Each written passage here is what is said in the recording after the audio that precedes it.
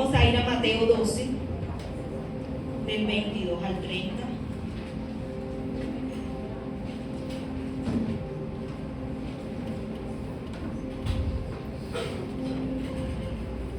Esta palabra lleva como título: ¿estás del lado de Jesús o estás en contra de Jesús?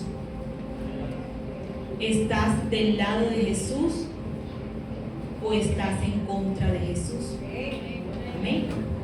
Y vamos a estudiar hoy a través de la palabra que solamente hay esas dos alternativas: o estás 100% del lado de Jesús o de alguna manera te estás oponiendo a Él. Y como cristianos entender que aún siendo hijos de Dios podemos estar resistiendo el reino de los cielos y oponiéndonos a Él. ¿Cómo así, hermana? Sí. Amén. Sí. Entonces vamos a leer primeramente la palabra en Mateo capítulo 12, del versículo 22 al 30. Dice la palabra de Dios. Voy a leer aquí en mi versión, la Nueva Traducción Viviente. Ustedes la van siguiendo allá, que es la Reina Valera. Luego le llevaron a Jesús a un hombre ciego y mudo que estaba poseído por un demonio. Jesús sanó al hombre para que pudiera hablar y ver. La multitud quedó llena de asombro y preguntaba: ¿será posible que Jesús sea el hijo de David, el Mesías? Pero cuando los fariseos oyeron el milagro, dijeron: con razón puede expulsar demonios, porque él recibe su poder de Beelzebú, el príncipe de los demonios. Tremendo. Jesús, conociendo sus pensamientos, les contestó: todo reino dividido por una guerra civil está condenado al fracaso. Una ciudad o una familia dividida por peleas se desintegrará. Si Satanás expulsa a Satanás, está dividido y pelea contra sí mismo. Su propio reino no sobrevivirá. Entonces, si mi poder proviene de Satanás, ¿qué me dicen de sus propios exorcistas, quienes también pueden expulsar demonios? Así que ellos los condenarán a ustedes por lo que acaban de decir. Sin embargo, si yo expulso a los demonios por el Espíritu de Dios, el reino de Dios ha llegado y está entre ustedes. Amén. Pues ¿quién tiene suficiente poder para entrar en la casa de un hombre fuerte como Satanás y saquear sus bienes? Solo alguien aún más fuerte, alguien que pudiera atarlo y después saquear su casa. Amén. El que no está conmigo, a mí se opone. Y el que no trabaja conmigo, en realidad trabaja en mi contra. Amén. Vamos a cerrar nuestros ojos y vamos a orarle a Dios.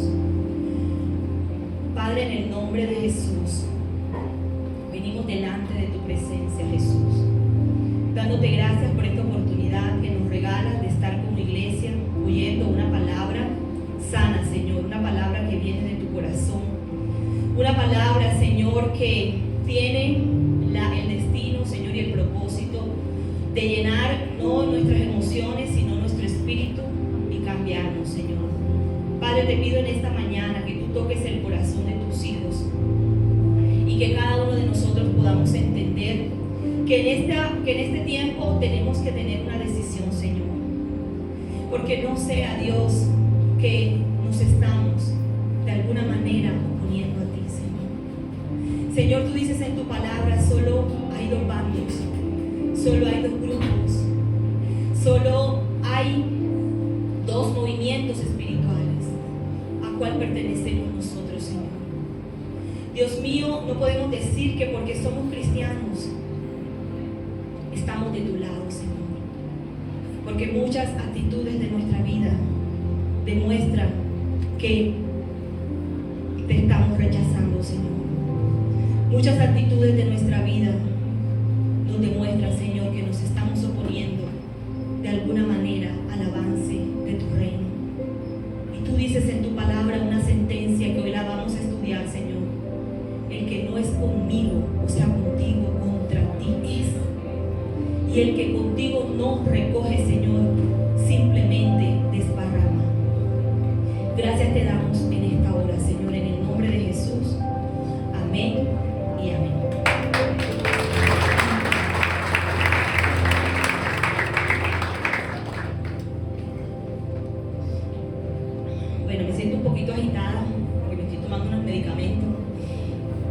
bueno, vamos a tratar de seguir, de hacerlo mejor y bien. Bueno, dice la palabra del Señor que el contexto en el cual el Señor dice esa palabra, que es la que quiero que hoy recibas, una corta palabra nada más, es la que quiero que te lleves hoy grabada. El que no es con Cristo, contra Él es. Y el que con Cristo no recoge, desparrama. Hoy vamos a estudiar simplemente esa frase.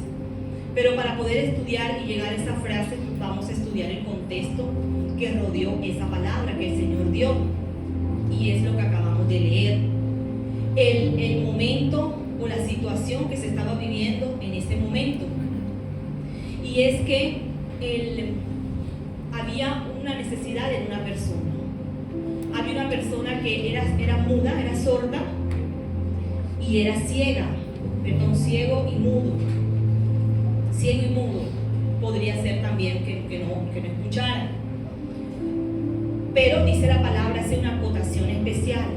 Dice que este hombre estaba enfermo por un demonio. O sea, era un demonio el que lo tenía atado. No era una enfermedad, era una posesión demoníaca. Ya líneas antes al Señor lo habían acusado cuando había sanado a unos ciegos, que por el príncipe de este mundo, que por el príncipe de los demonios, que por el príncipe de Belcebú, él expulsaba demonios. Y Jesús en ese momento, capítulos antes o versículos antes, él había quedado callado y no había dicho nada. Pero esta vez el Señor hace una exposición de motivos. Esta vez el Señor argumenta contra aquellos acusadores. ¿Quiénes eran sus acusadores? La cúpula, por decirlo así, religiosa de la época, que eran los fariseos y los saduceos. Ellos contraatacaban a Jesús y le dijeron cuando hizo este milagro que por el príncipe de este mundo, que por Belcebú había echado él fuera a ese demonio, ¿verdad? Entonces el Señor, conociendo los pensamientos de ellos, el Señor delante de toda esa audiencia que había acabado de presenciar ese milagro, pero que la gente aún viendo ese milagro decía, ¿será que este es hijo de David? ¿Será que este es el rey que estamos esperando? ¿Será que este es el profeta que estamos esperando? Aún viendo que el Señor sanaba a mucha gente y liberaba a muchas personas. Esa pregunta que está ahí en el texto que acabamos de leer sugiere la duda del pueblo con respecto a si él era el verdadero Mesías que estaban esperando.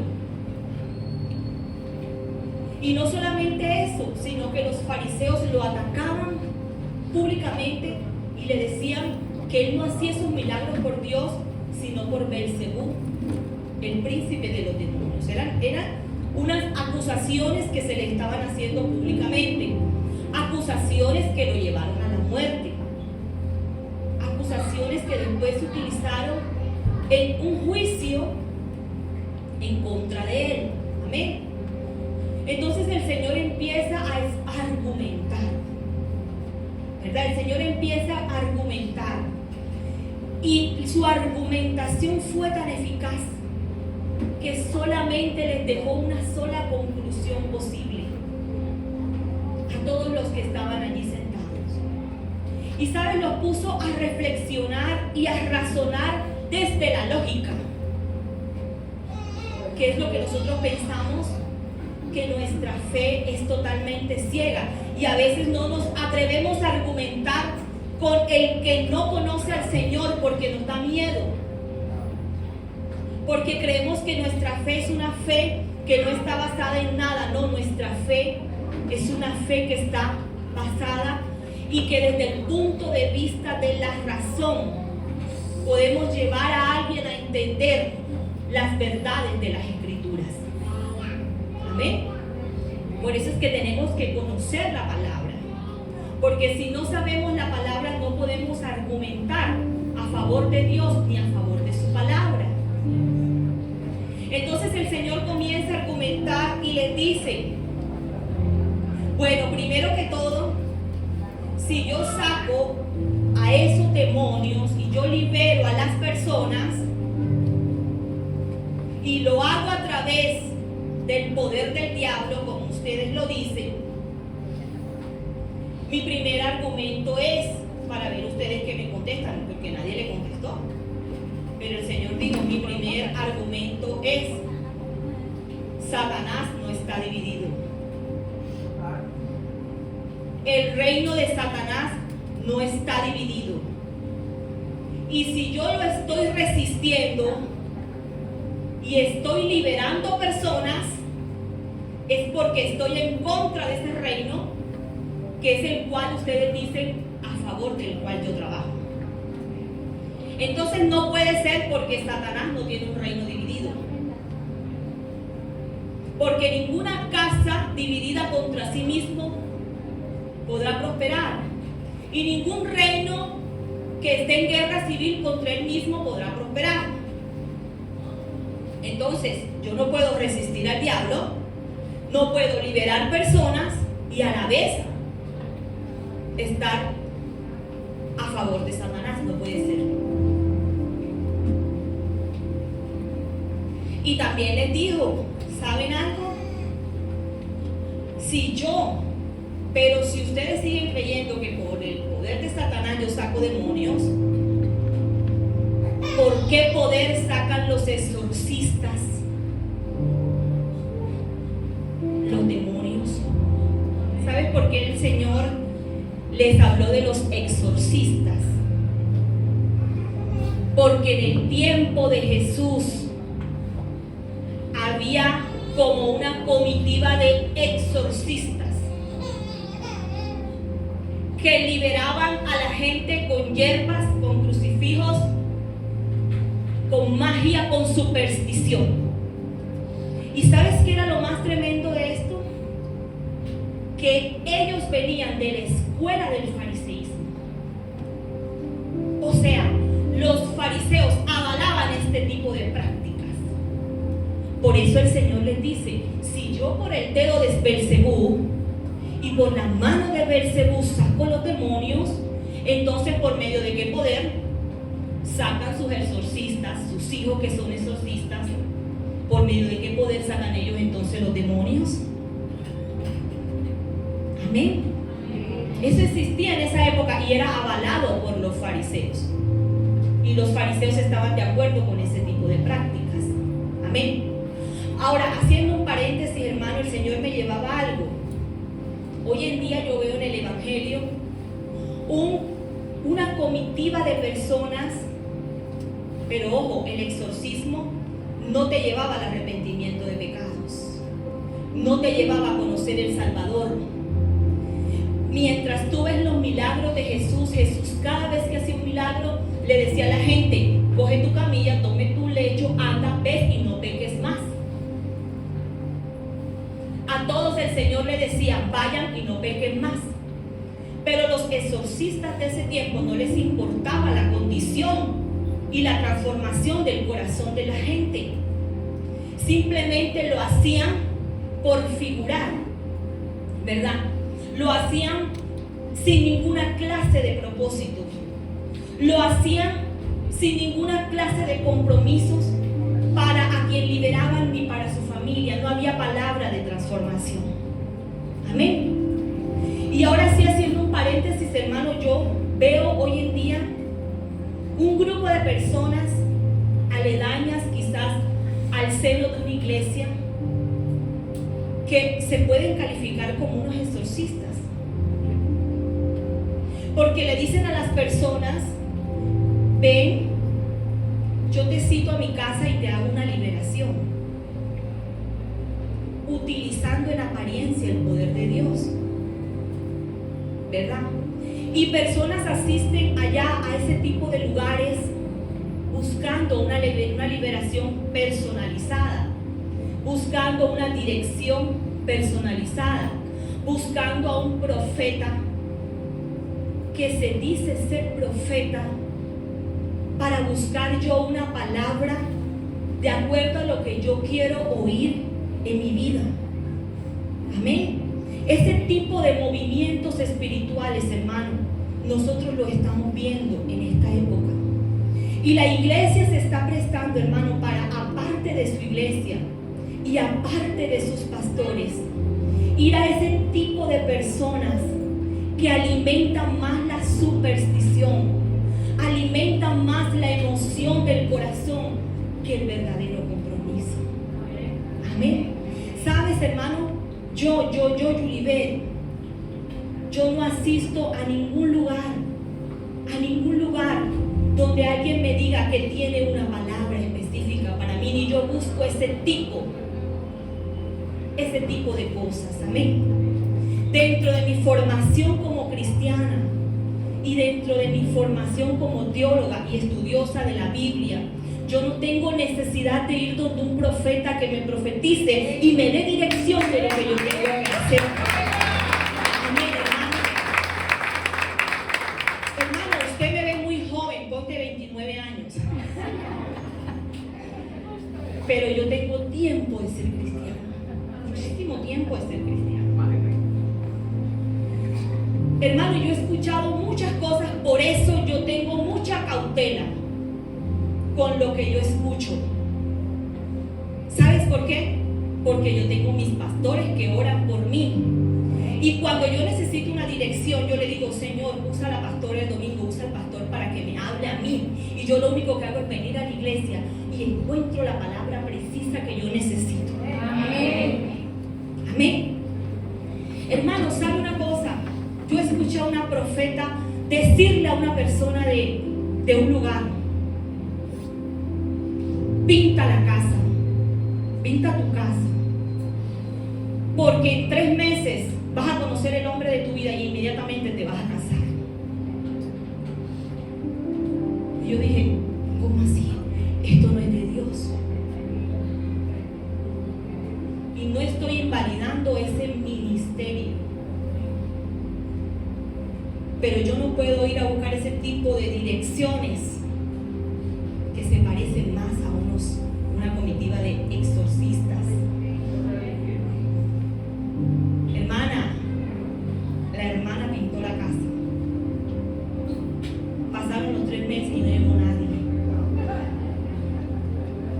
Y todavía está esperando al hombre de su vida. Amén. Y el pastor de esa iglesia diciéndole: espera, en cualquier momento va a llegar la bendición, va a llegar lo que esperas, va a llegar la respuesta. Esa no es palabra suficiente para mí. Y el que Dios me diga: hay no para ti también, y hay propósitos superiores más allá de tus deseos personales, es mi formación. Eso sí es lo que yo tengo que recibir para mi madurez espiritual. No un profeta de cabecera, no una persona que me diga lo que yo tengo que hacer para yo sentirme bien. Hermano, eso es un peligro. Y eso pasaba en ese tiempo. Aparte de Jesús, estaban los exorcistas diciendo que sacaban demonios, practicando liberaciones. Pero ¿qué pasa a través de la superstición y sin ninguna clase de compromiso ni de perdón de pecados? ¿Y saben lo que hacían los fariseos? ¡Bravo! Esos eran los hijos de los fariseos, los que practicaban los exorcismos, pero ellos sí los avalaban, tan religiosos que eran, y los avalaban. Y la Iglesia Católica, cuando se formó, adoptó el exorcismo.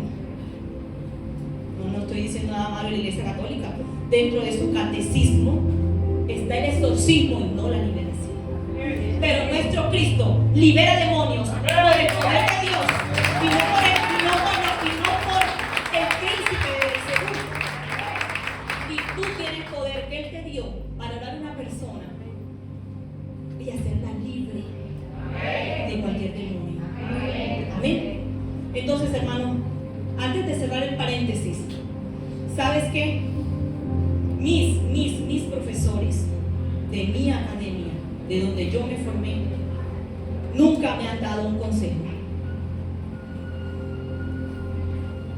Y es lo primero que ellos te advierten: si tú vas a estudiar aquí, nosotros no somos tus consejeros, nosotros somos tus profesores. Y aún a pesar de eso, la gente se acerca a ellos. Pastor, deme un consejo. No tengo nada que hablar contigo porque tú tienes un pastor allá que ora por ti. Eso se llama ética. Y quien no te hable así, tienes que tener cuidado. Porque el pastor es el que sabe aquí por dónde le entra el agua al coco de cada gente. Amén. Entonces, hermano, déjese direccionar por los que verdaderamente están orando por usted y no por la comitiva de exorcistas que son más supersticiosos. Y que la gente, hermano, la gente le gusta. Y cuando llegue el evangelio, cambiar el que consultaban en el ocultismo por gente que consulta aquí en el evangelio. Amén. Y tenemos que cambiar esas prácticas, hermano. Eso no le agrada al Señor. Entonces el Señor dijo, ¿sabes qué? Entonces los exorcistas de ustedes también echan los demonios por el dedo de Belcebú.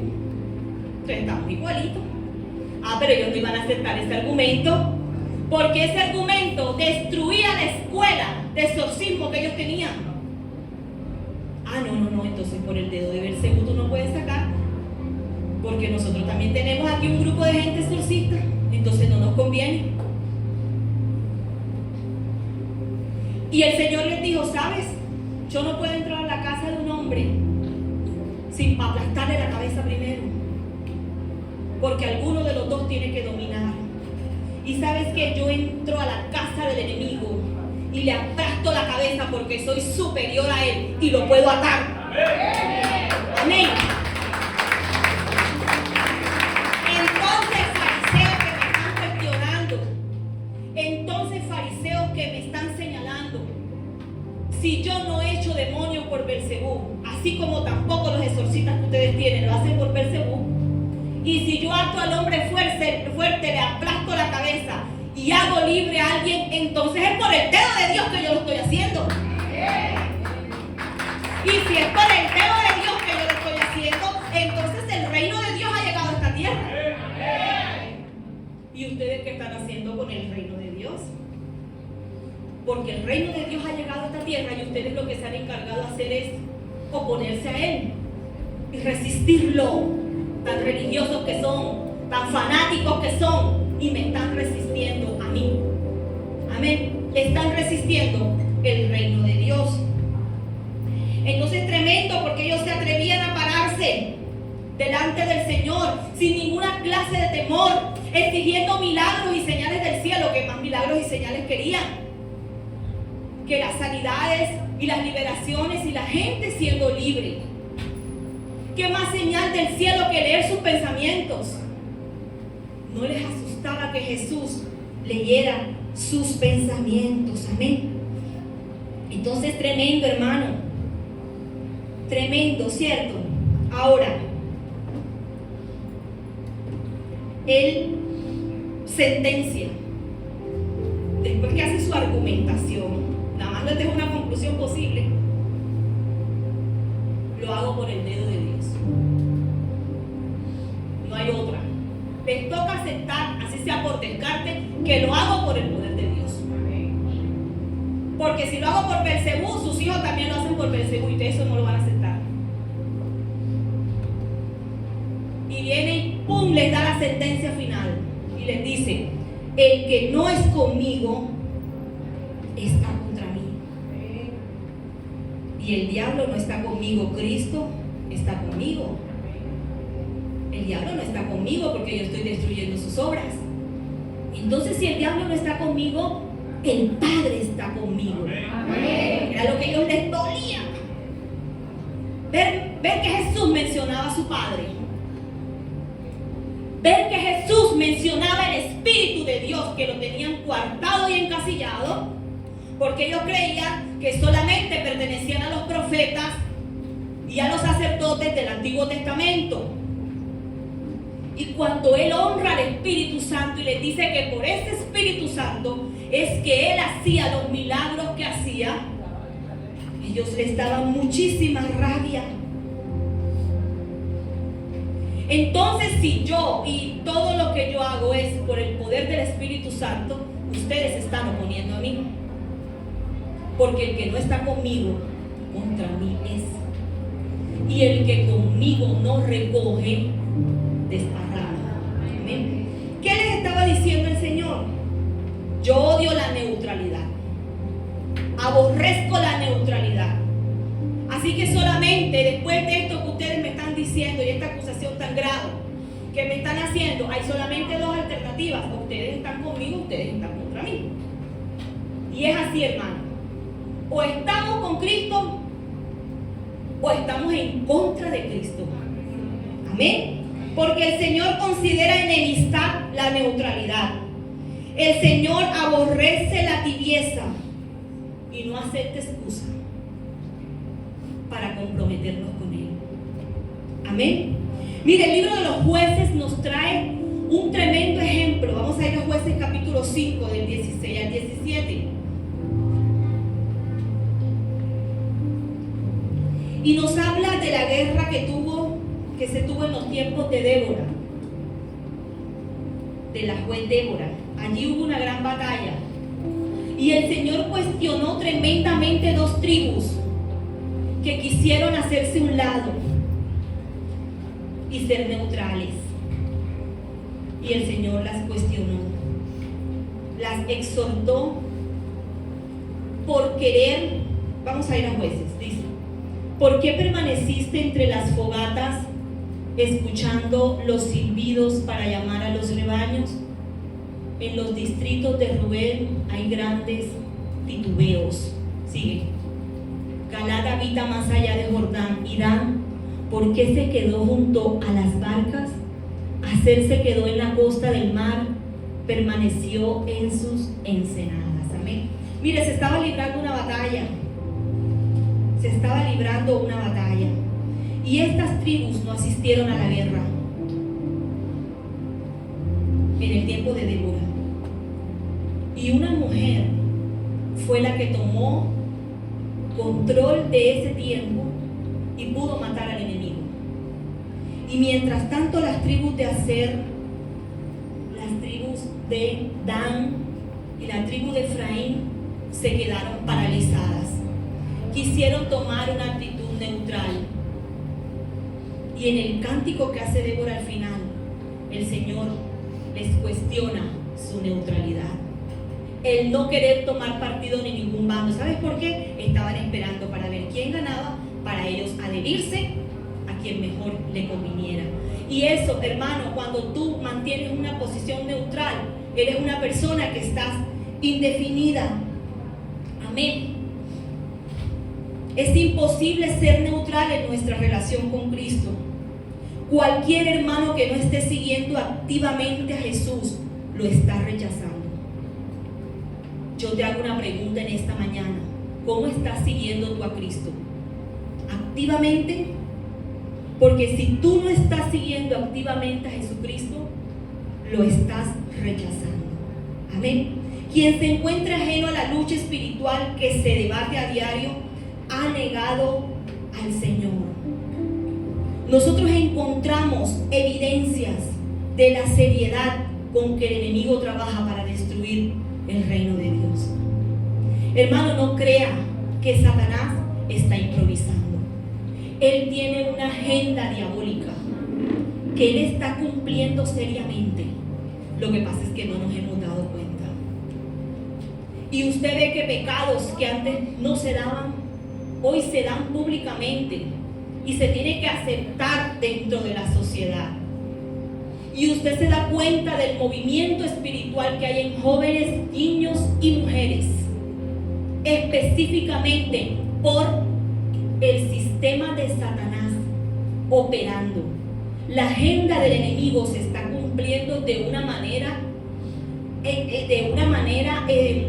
muy programática. Él está haciendo exactamente las cosas en los tiempos que son. ¿Y la iglesia? ¿Y qué está haciendo la iglesia? Porque nosotros a veces queremos ignorar esas maquinaciones. Amén. ¿Sabes? Decir el Señor: el que no está conmigo, contra mí es. y el que conmigo no recoge desparrama, fue un llamado a decidir. Y hoy en día, hermano, hay un llamado para ti a decidirte. Esta es una afirmación que sale de los labios de Dios, que se cataloga como un absoluto divino. Es decir, es una regla, es una sentencia que Dios dio. Y simplemente dijo: el que no está conmigo 100% y activamente participando en mi reino, simplemente de alguna manera se cumple. De alguna manera me rechaza. Esto significa el señorío de Cristo como quien define los caminos basados en propósitos que le han sido dados a cada persona en su amor. Todas sus criaturas, hermanos, le pertenecen al Señor. Todos nosotros le pertenecemos a Dios. Nuestra vida, nuestros recursos, nuestro dinero no te pertenece a ti. Te lo dio Dios. Y debe ser utilizado únicamente para sus propósitos. Yo te pregunto nuevamente, tu vida, tus recursos, tu dinero, tus talentos, ¿están puestos activamente para cumplir la agenda de Dios y contrarrestar el poder del enemigo en este tiempo?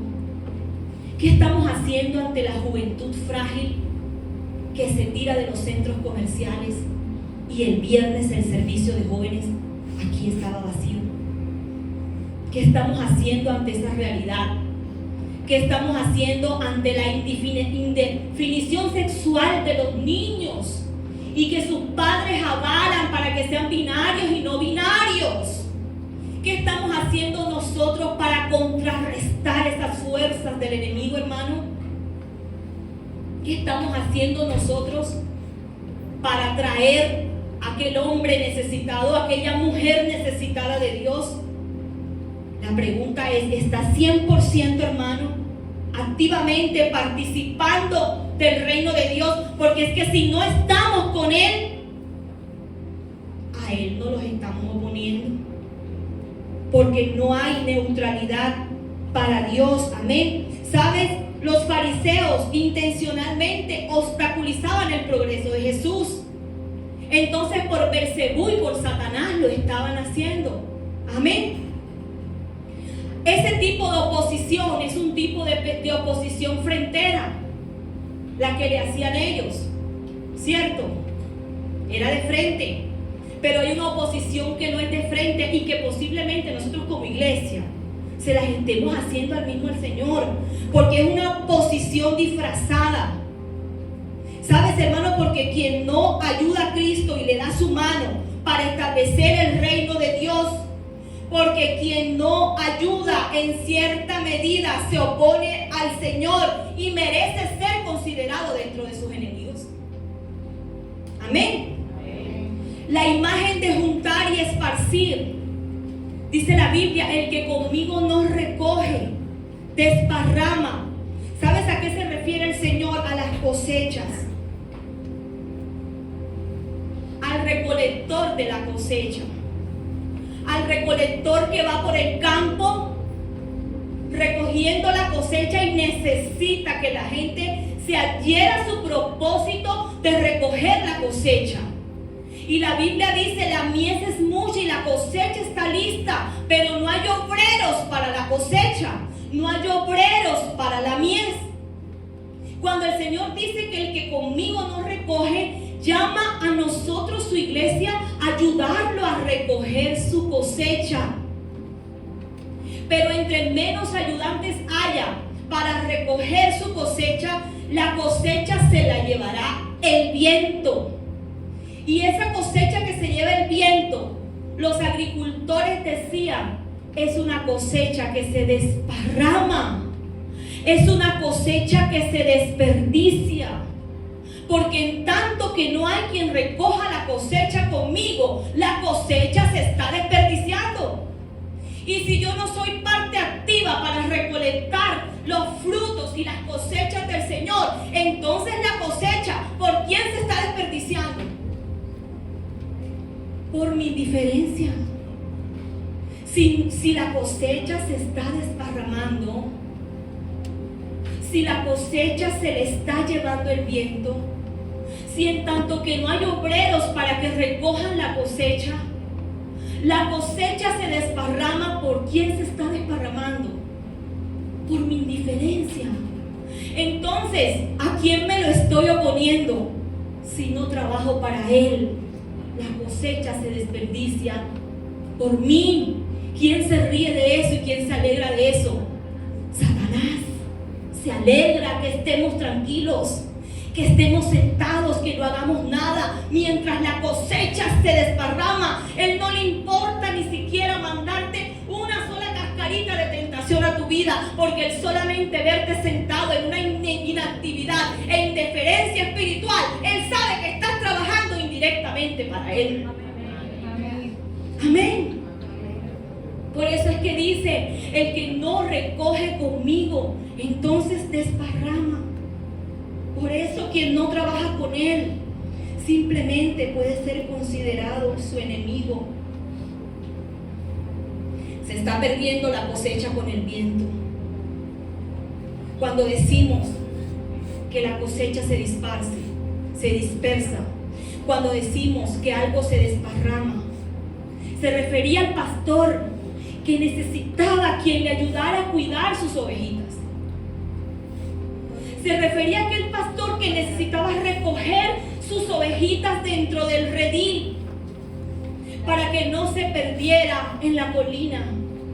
Y cuando las ovejitas se perdían, el pastor decía, se me desparramó, se me desbarrancaron las ovejas, se perdieron en la colina, porque ellas subían a la colina.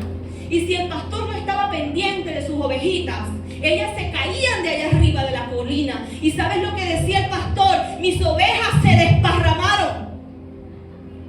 Así que si usted no cuida las ovejas de Jesucristo, las ovejas de Jesucristo se desparraman y se caen por su indiferencia e inactividad en el reino de los cielos. Y Satanás se ríe de eso. No necesita mandarle tentaciones. No necesita hacer mucho. Si Él sabe que no estás trabajando 100% para Dios, Él sabe que estás en la fila de Él. Amén.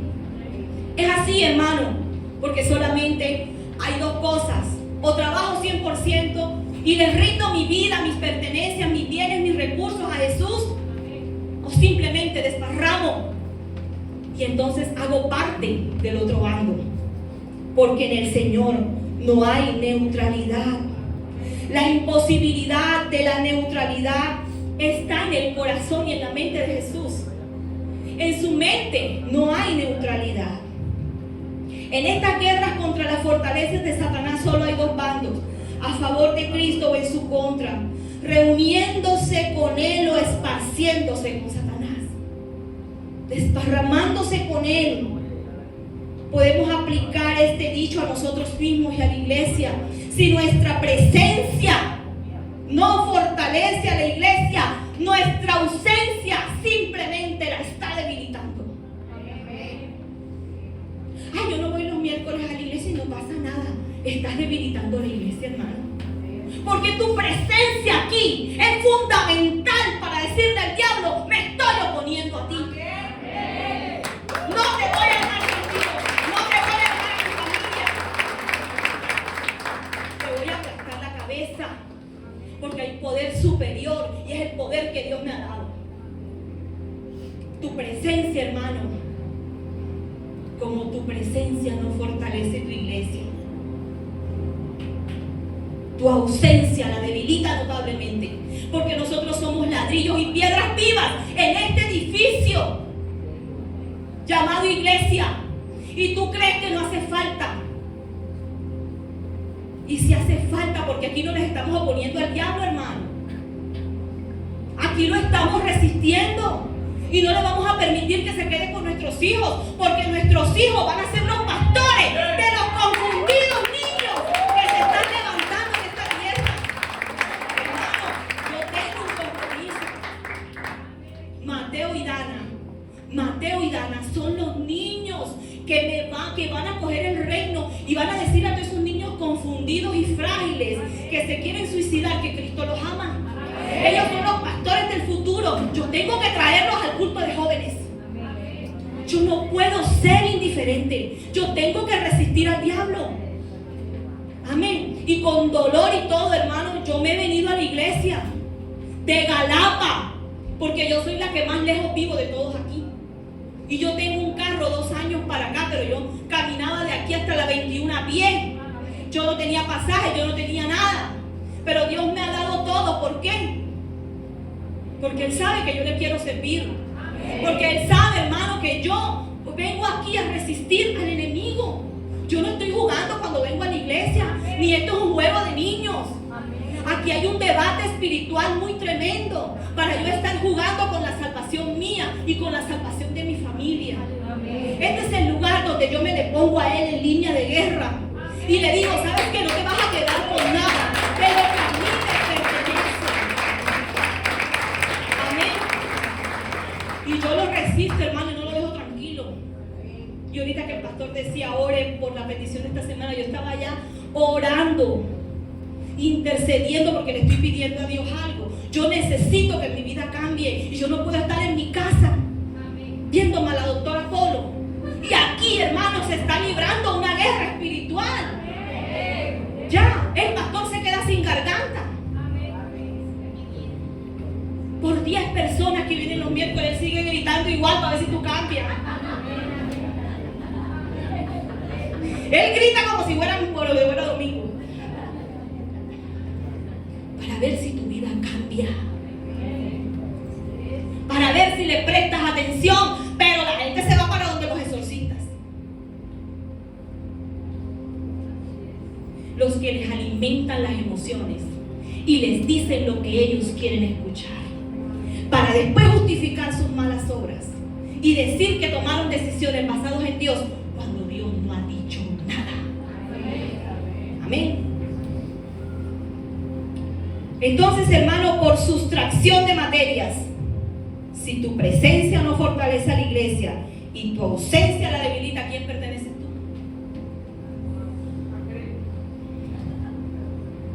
Se refiere a los cristianos que tienen todos los medios que están en su poder para levantarnos, pero tu indolencia,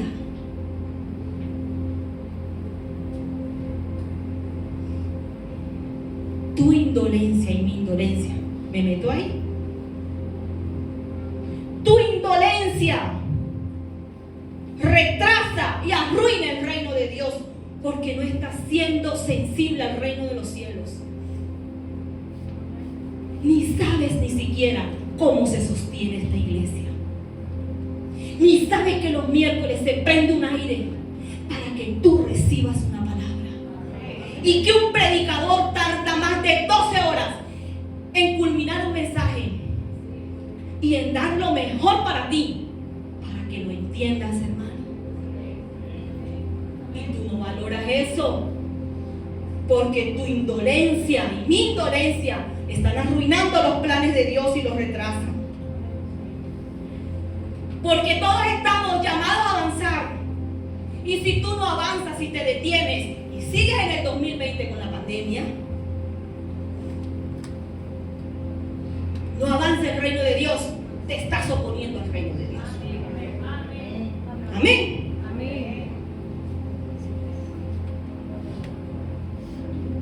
Satanás quiere la oportunidad para robar y destruir las ovejas que están allá afuera. Y nosotros se los permitimos. Porque el que no cuida lo que Dios le ha dado, hermano,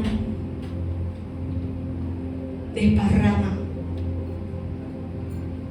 y esparce lo poco que tiene. Por eso el Señor dice en su palabra: ustedes tienen sus casas aterzonadas, ustedes están, mejor dicho, sus casas 1A, y mi casa está desierta. Por eso es que tienen mucho y recogen poco, porque es que no están recogiendo conmigo. Ustedes sus cosechas no las están recogiendo conmigo. Por eso lo que reciben en la mano se les dispersa en un solo soplo, porque no me honran al Dios que les ha dado todo. y retraso mi bendición por no traer la bendición donde yo la tengo que traer para que la iglesia de Dios siga extendiéndose. No me importa, soy indiferente. Entonces mi insensibilidad desparrama lo que Dios quiere hacer. Dile a la persona que está a tu lado, desparramado. Desparramado. Cati le decía que estaba despechuchado. Ya no vamos a hablar bíblicamente ahora en adelante. Cuando usted no ve a un hermano en la iglesia, dígale, te veo desparramado.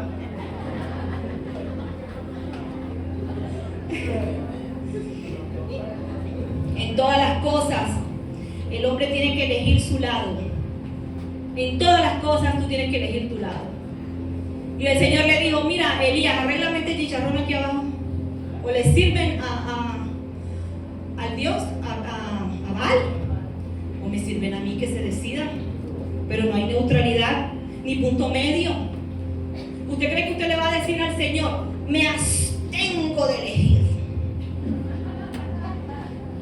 Si usted no elige, ya pertenece, se le está poniendo. ¿O usted cree que yo le voy a decir al Señor, mi voto es en blanco? Ni de Petro, perdón, ni de derecha ni de izquierda, soy neutral. Esto no es un partido político, hermano. Aquí usted se tiene que decidir a quién le pertenece y a quién le sirve a usted, porque la acción suspendida no es acción, y usted tiene tiempo de estarle al Señor prometiendo que se va a comprometer con Él y no se compromete. Esa acción suspendida es oposición. Amén. Y la negativa a dar asistencia a un lado es apoyo para el otro lado, yo hermano. Si usted le niega la asistencia aquí a lo que es de Dios, si usted niega su apoyo a lo que es de Dios por sustracción de materias, le está brindando apoyo al enemigo. Porque entre menos crezca la iglesia por yo retener mis recursos, por yo retener mis talentos, por yo retener mi servicio, simplemente usted está dando apoyo más al otro. Vamos a puntualizar ya porque se nos quedan 10 minutos. Dice la palabra, traje 3 cosas que hacen que un hombre sea neutral. ¿Por qué los hombres tomamos esa especie de neutralidad? Y en la iglesia también. No, yo no me comprometo mucho, pero tampoco estoy en el mundo. Yo estoy ahí, chévere, me congrego en la moda del cristianismo y me mantengo neutral. ¿Por qué la gente adopta esa conducta? Por la comodidad de la naturaleza humana. Porque el hombre todo lo que es cómodo y le produce confort le gusta. Amén. Las personas se alejan de todo aquello que los perturba. Pero resulta que el Señor dice en su palabra que el evangelio de Dios no es de comodidad. Y que el que quiera seguir en poder tiene que tomar su cruz y seguirlo. Amén. Así que si usted está en este terreno es de luchas. Pero tiene una garantía a favor suyo, tiene una póliza agarrada de la mano, tiene una escritura. Esa escritura es que camina con el que está ahí arriba, que por el dedo de Dios echa fuera demonios y sana enfermedades. Amén. Esa es su garantía. Pero en realidad el reino de Cristo es un reino de sacrificios. La segunda razón es la flacidez de la naturaleza humana. Dígale a la persona que está a su lado, estás flácido. Tóquele el brazo así. Tóquele el brazo. Si el brazo se le mueve, está flácido. Tiene que ir al gimnasio. ¿Cuál es esa flacidez? ¿Cómo se define? La mayoría de la gente no le gustan los desafíos. Porque un desafío le implica lanzarse a lo que no conocen. Y yo no me arriesgo, yo mejor me quedo aquí en mi zona de confort. Amén. Y Cristo cuando viene a ti se presenta con su salvación, se presenta con milagros, se presenta con la promesa de una vida transformada y cambiada para que vivas para Él. Pero también Él te pone un desafío. te dice, aquí está el desafío de caminar conmigo, el desafío de servirme. Amén. La gente no le gustan los desafíos. Preferimos el consuelo de la inacción egoísta. Porque la inacción significa que soy un ser humano egoísta. Y se cataloga o se identifica en la Biblia como la persona de doble ánimo. La persona de doble ánimo es inconstante en todos sus caminos. No espere esa persona que va a recibir algo de parte del Señor. Amén. Y lo tercero es la cobardía. Muchos hombres rechazan el camino de Cristo porque tienen miedo de tomar la posición que exige el cristianismo. Lo básico que los detiene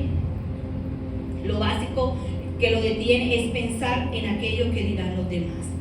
Entonces vemos esas tres razones, ¿verdad? Tenemos que mirar por qué no me he comprometido con el Señor, por qué estoy manteniendo esa posición neutral. Amén. ¿Sabes? Ya para finalizar, para mí el personaje, no solamente bíblico, sino a nivel de historia, que pensó que le metió un gol al Señor por ser un hombre neutral, fue Poncio Pilato. Poncio Pilato juró que políticamente hizo un gol al mantener su neutralidad. Mire, ¿sabe? Poncio Pilato sabía que Jesucristo era totalmente inocente. Él habló con él cara a cara y lo interrogó. Pero no es el interrogatorio que le hace cualquier juez a un reo, a un preso. Ya no se llaman presos, yo no le voy a decir preso porque se ofende. Tiene que decirle persona privada de la libertad. Es para manejando un lenguaje inclusivo. Para que no hable mucho, PPL, persona privada de la libertad. Y estaba hablando con él, le estaba interrogando y le dijo, pero yo tengo el poder para sacarte de aquí, defiéndete. Le dice la palabra que él no abrió su boca sino para decirle, ¿sabes qué? Mi reino no es de este mundo, porque si mi reino fuera de este mundo, mis seguidores estarían defendiéndome, pero nadie me defiende. ¿Y sabes qué? Yo estoy aquí porque yo soy la verdad. Por la verdad, le dijo el Señor. Y él le dijo que es la verdad. Y hasta allí se quedó su diálogo. Pero sabes, Poncio Pilato tenía miedo porque él era gobernador de una provincia. Se le avecinaba una rebelión. Él utilizó muchas estrategias para mantener su neutralidad, porque él sabía que el hombre que él iba a sentenciar era inocente. Y lo mandó donde Herodes, para que Herodes lo condenara. Se voló la jurisdicción de él y lo pasó a otra jurisdicción para que otro lo condenara. Pero sabes, ese hombre lo devolvió. Porque es que cuando tú quieres ser neutral y tú le tiras los chicharrones a otra persona, algún día se te volverán a ti multiplicados. Es irresponsabilidad que tú tienes como padre. Ahora no pasa nada. Ahora es un niñito, vas, te compras un heladito, a él le pones una cancioncita, le das el celular y no pasa nada. Pero dentro de 6 años, tu indiferencia de no traerlo a la iglesia, el diablo te la va a cobrar. Y él quiso ser neutral, lo mandó con Herodes y el problema le volvió multiplicado. Hermano, y tú sabes que Cristo no merecía tantos azotes. Y no tenía por qué haber recibido ese cruel castigo de tantos azotes. Lo recibió por la neutralidad de Poncio Pilato. Porque él dijo en su corazón, quizás si lo dejo inmóvil y vuelto nada, esta gente se arrepiente y no lo mata. Y le dio un castigo cruel. Porque tu neutralidad, hermano, multiplica el sufrimiento de la gente. Amén. Cosas de las que tú no quieres tomar partido en tu vida ni decidirse, hermano, va a multiplicar en sufrimiento tuyo y en sufrimiento de otras personas.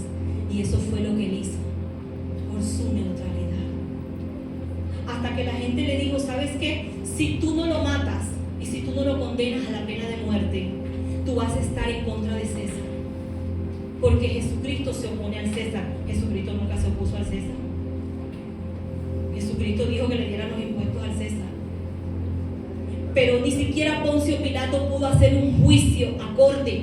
Hermano, tenía una responsabilidad histórica en ese momento. Tenía una responsabilidad histórica y él no lo sabía. Y así, hermano, hay cosas en tu vida que cuando se ponen delante de ti es una responsabilidad histórica que tú tienes. Este momento para la iglesia, hermano, es crucial para nosotros. Es crucial que nosotros como iglesia nos levantemos. Tú tienes una responsabilidad histórica y tú no puedes quedarte acá atrás siendo neutral. Amén. ¿Sabes? Finalmente, Poncio hizo lo que se conoce en el mundo, no solamente religioso, sino en el mundo a nivel general. Se lavó las manos. Y él jura que él se lavó las manos. No, Señor. En el juicio del trono blanco vamos a ver a Poncio Pilato, hermano. Allá él va a estar y va a tener que rendir cuentas por haber hecho un juicio injusto. Ahora usted me puede decir a mí, ay hermana, pero es que eso tenía que pasar para que nosotros nos salváramos. Sí, pero ¿por medio de quién pasó? De un irresponsable, de una persona que no quiso hacer las cosas bien y adoptar una neutralidad en su vida. Claro que el Señor tenía que ser traicionado, pero el problema es que el corazón de Judas, que de todos los que estaban ahí, el que tenía el corazón podrido era él. Por eso fue que lo traicionó. Amén. Entonces tú no te puedes esconder ni evadir detrás de eso. Es el momento y es la hora, hermano, de nosotros levantarnos. ¿Sabes qué? Nunca se ha declarado lo que le hicieron a Cristo como un delito de lesa humanidad. Hermano, lo que le pasó a Cristo fue una tortura de lesa humanidad. Nadie lo defendió, ni siquiera tuvo un abogado defensor. No fue capaz de llamarle a nadie que lo defendiera. No fue capaz de buscar testigos. No fue capaz de ahondar en la verdad. Porque le interesaba más su posición. Le interesaba más que no se le formara una azonada. Le buscó otro preso. Pero nada le funcionó. Porque cuando tú quieres ser neutral, hermano, la vida y Dios te demuestran y te ponen delante de ti para que te decidas. Amén. Vamos a colocarnos en pie, hermano. Vamos a orar. Y vamos a darle gracias al Señor por este momento. Es momento, hermano, de decirle al Señor, Señor, yo quiero tomar un camino. Yo de verdad quiero decidirme a buscarte a ti. Señor, sabes, hoy no puedo lavar mis manos delante de ti. Porque sabes, hermano, la sangre inocente no se lava con agua. Y pueda que muchas cosas están en tus manos hoy, pero has tomado una posición neutral. Has tomado una posición en donde no eres verdaderamente cristiano, metido con el Señor, donde quizás no te congregas tanto, has manejado un perfil medio. Y esa indiferencia, esa inactividad, has retrasado y arruinado los planes del Señor. Porque sabes, Él te quiere usar. Por eso la palabra de Dios dice que el que con Él nos recoge, desparrama. ¿Y qué pasa, hermano? Tú no te has encargado de recoger con Cristo. Tú no te has encargado de ir a la cosecha con Él. ¿O si ha sido así, hermano? Tú te has metido en la cosecha con el Rey.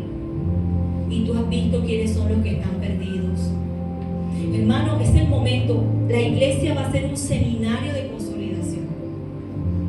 Ese seminario es para toda la iglesia, incluso para el que llegó ayer. Porque cualquier persona va a estar en capacidad de recibir una instrucción para meternos en esa cosecha, para ir a ayudarle al Rey a recoger sus ovejas, para que sus ovejas no se desbarranquen de allá arriba y se pierdan en la colina. Sabes, tu familia necesita de Dios. y te vamos a enseñar cómo vas a ganar tu familia para Jesús. Vamos a utilizar una estrategia especial, hermano, que Dios nos ha dado. Tenemos que movernos. Yo no puedo descansar en la responsabilidad de que el ministerio de jóvenes, Katy, es la que tiene que traer los jóvenes.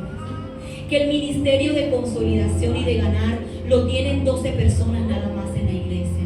Hermano, es una labor de todos. Es tiempo de levantarnos. Es tiempo, hermano, de decir: Señor, perdóname porque, sabes, me he estado oponiendo a tu reino. Señor, te he negado mi vida, te he negado mis recursos, te he negado mi talento. Hermano, sabes, tu inasistencia a este lugar, aunque tú has creído que es un juego, aunque has creído que no es nada, sabes, ha hecho que el enemigo sienta que tú estás más en las filas de él que en las filas del Rey, de Dios. Porque esa inasistencia tuya ha fortalecido el reino de las tinieblas. Porque una oración de guerra espiritual que yo haga por mi familia puede neutralizar el poder del enemigo. Puede neutralizar el poder del diablo. Yo tengo que estar aquí en pie de guerra, escuchando lo que me dice mi pastor, escuchando lo que aquí oran por mí, no escuchando las cosas del Facebook, las prédicas de otros predicadores que no han orado por mí. Yo no puedo convertirme, hermano, en ir a visitar a los exorcistas, en ir a buscar palabras cuando en mi iglesia hay palabra, en ir a buscar consejos cuando en mi iglesia hay consejos. Hermano, yo no puedo dejar de apoyar la obra de Dios, porque puedo encontrarme, hermano, aquello a lo cual yo no le brindo apoyo. Yo termino apoyando entonces lo que no es de Dios. Hermano, porque si esta iglesia no se fortalece, si esta iglesia económicamente, hermano, no tiene recursos que provienen de lo que Dios ha puesto en tu mano, hermano, simplemente yo dejo de apoyar aquí, automáticamente yo apoyo las fuerzas del enemigo. Y el enemigo se ríe. Él no tiene que ponerme tantas cascaritas. Él se ríe que no estemos aquí. Se ríe que nosotros no apoyemos la obra. Él se fortalece en que nosotros estemos sentados sin hacer nada. Él se fortalece de nuestra inestabilidad, de nuestro doble ánimo. Eso para Él es una gran ganancia. Si estamos aquí, no le estamos haciendo daño a Él. Él se siente feliz. Hermano, tú vas a seguir en esa condición. Después de saber que el que no está con Cristo activamente y en un 100%, simplemente no está con Él. Sabes, hermano, no desperdicies la oportunidad como lo hizo Poncio Pilato. Él tenía en sus manos todo el poder para decir: eres libre, eres inocente. Y verían a ver quiénes lo mataban y cómo tendríamos nosotros la salvación, porque de igual se iba a cumplir la profecía. Pero sabes, no escuchó la voz de su esposa que le dijo: no tengas que ver nada con este justo. Y hoy, hermano, tú estás aquí y tienes la oportunidad de escucharme a mí, de escuchar a Dios a través de mí y decirte: hermano, tienes una responsabilidad histórica. Nuestro país está viviendo un momento difícil. Nuestros gobernantes están corrompidos, en los que tú pusiste tus ojos, en los que yo puse mis ojos, para lograr un cambio. Y yo necesito orar para que mi país no se vaya a la ruina y no se desplome. Yo necesito estar en pie de guerra.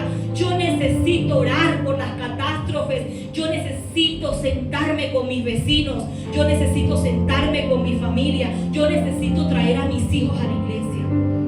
Yo necesito un cambio de vida, pero no puedo estar así. Es el tiempo que tú hables con el Señor, hermano, y tú le puedas decir a Él: quiero estar de tu lado 100%, Padre. Y de ahora en adelante me comprometo contigo. Todo aquello en lo que yo me le puedo oponer al enemigo, me le voy a oponer. Pero no voy a aceptar que yo, de una manera indiferente, de una manera pasiva, caminar en las filas de Él. Señor, perdóname en esta mañana y ayúdame, Espíritu Santo, a tener un compromiso contigo, Señor.